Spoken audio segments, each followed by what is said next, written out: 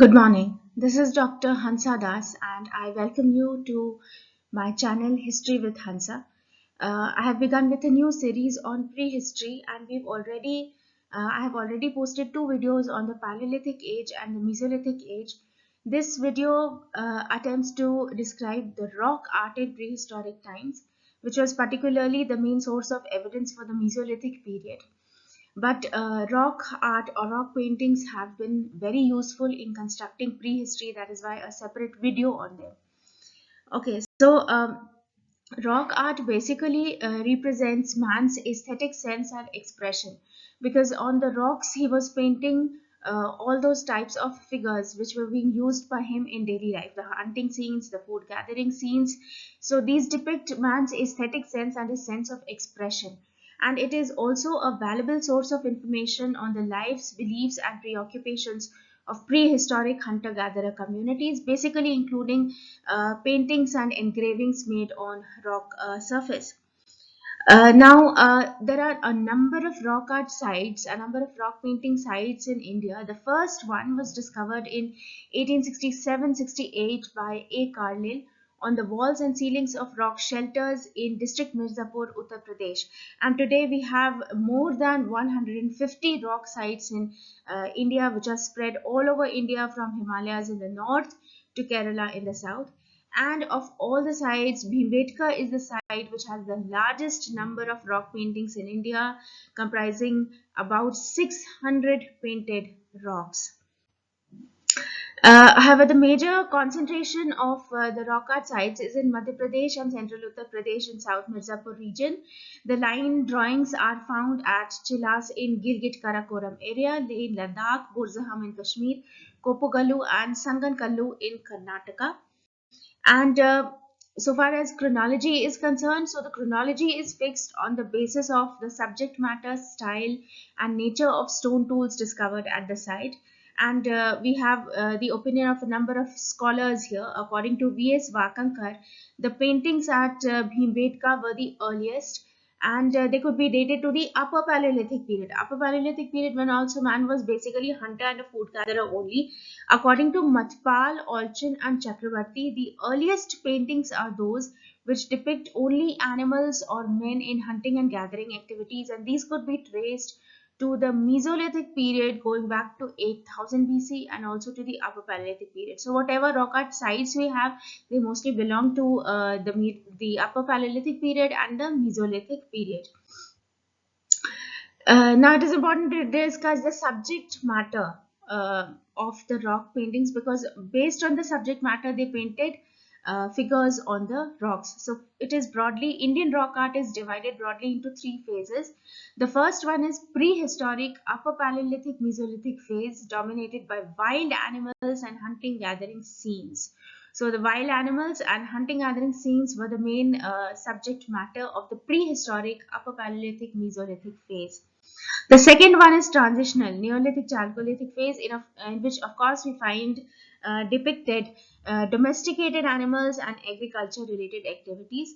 And the third phase is historical, which goes up to the Gupta period, portraying warriors carrying swords and spears seated on horses and elephants. In this video, we are going to talk mostly about the prehistoric rock art sites, and which cover Upper Paleolithic and Mesolithic period. In prehistoric paintings or in rock art, color was very important, and color was prepared out of locally available minerals. The most common color that they used was red, and after that white, although green and yellow were rarely used. And now we come to the themes on which, or the themes of the rock paintings in India in the Upper Paleolithic and Mesolithic period. First of all, they portrayed animals which were primarily wild animals, and there were hunting scenes also. Animals depicted were deer, nilgai, wild buffalo, tiger, etc. Fish also at some places. However, a very important point is that there is no representation of birds and plants in the rock arts, which probably shows the absence of agricultural activities during this period. And animals are shown in different postures and moods, like standing, moving, running, grazing. Of course, they are realistically drawn. And the earliest paintings show animals alone. However, with time, we find that human figures are also being painted on rocks. The second theme was human figures, showing individual hunter hunting one or more animals, or a group of hunters hunting a large herd. Then we have the paintings of men carrying sticks, spears, bows, and arrows, and also the scenes of hunting big animals like elephants and rhinos.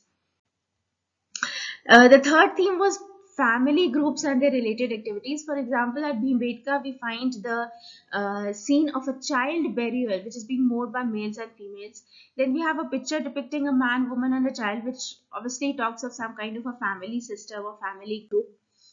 Males are projected as more conquering and domineering than women, and women are normally portrayed as carrying out less hazardous activities, for example, vegetable and food gathering, also, which also shows a kind of a stratification or division. Another theme of rock art was depiction in paintings associated with ritual practices. And these obviously refer to some kind of a tribal mythology. These refer to some kind of religious beliefs and superstitions of prehistoric man. The motive or purpose of rock art, it was not inspired just by the desire to decorate rock paintings or rock shelters, but they did carry some silent message. For example, it may have been the medium to express and explain the thoughts and planning on your hunting tactics, or they may have been the places for performing sacred rituals. So while we conclude, we could say that rock paintings or rock art adds a great deal to our knowledge on hunting and gathering techniques of early cave dwellers, and they also give an insight into their socio-religious behavior. Now, I have certain pictures of rock paintings which have been found particularly at Bhimbetka. You can view these pictures. You can even also pause and view these pictures for some time. So these are the pictures, and these rock paintings have mainly been found as Bhimbetka. As I told you, Bhimbetka are about 600 rock paintings. So this was about rock art in the prehistoric time, and uh, it was part of the prehistoric series. If you like the video, please subscribe to it and also share it. And my next video on prehistory is going to be on Neolithic age or the New Stone Age. So thank you very much and see you soon.